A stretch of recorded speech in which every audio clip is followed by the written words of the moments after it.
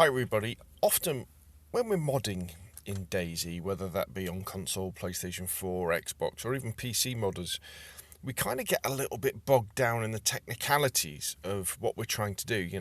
Modding the XML files, finding the coordinates, pulling out our hair that we can't get on the init.c files like they can on PC.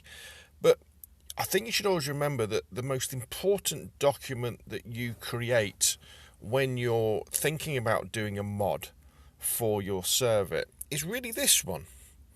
Now, for those of you who've seen some of my other videos, you kind of know what this is. This is like a changelog and a terms of use text file that really just lays out what the mod does. And I just wanted to share that these files, these documents, I write them before I start working on the mod that I want to do, because I'm always thinking about when I'm going to do a set of mods for my private servers or the test servers to try out for the community and to share.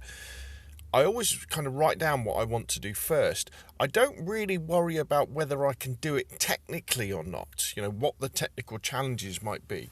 I just write down, right, what do I want to do? What changes do I want to make?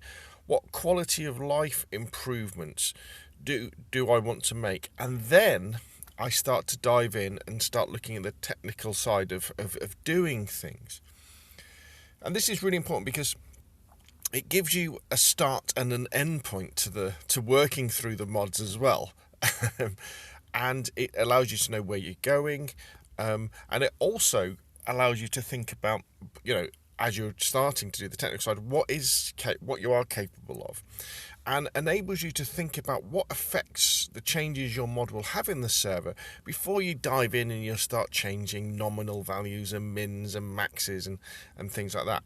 Also, what's very important is that it gives you a chance that you can change something and test it, then change the next thing and test it. And that way you're not trying to do all the mods at once and then none of it works and you're scratching your head. So, for example, this particular file here, this is the one, my PvP one. I've done a video on it. It was a set of PvP themed XML files that if you uploaded to your Nitrado, Xbox or PlayStation server, they give you more of a PvP feel. All right, and I wrote all these things kind of before I was doing the mods, and then as I was doing the mods, if I thought I was going to change something or with a bit of feedback from people, I would change it. So, for example, the first thing, change of items spawning in damage greatly decreased. So I would know how to do that, and I would go into the spawnable items, I think that one's in, and change the damage value at the top. Then increase potential heli crashes, because I want to have more helicopter crashes so people can find more good loot. Dynamic event loot tripled. As we go down, 4x4s spawn in, ready to go. A third more canteens and water bottles. Compass spawns and nails, a third more. Shotguns and shotgun ammo now also spawn along the coast. Now that's a good example of how, when I started doing the mod, I roughly knew that could be done, but I didn't know how to do it. So then I had to do research online to figure out how to do it, and then adjust the XML files accordingly. All ARs and SMGs doubled. Magazine spawn was significantly more ammo. Add more 9-volt batteries. Add more night vision goggles. Removed many clothes. So the next time you're thinking about, we all like to experiment and just dive in, but often you can kind of get a bit lost. Write one of these. Write a changelog. And just write down the things that you want to achieve with the changes that you're applying to this particular set of files. And I'd also encourage you to have different sets of files.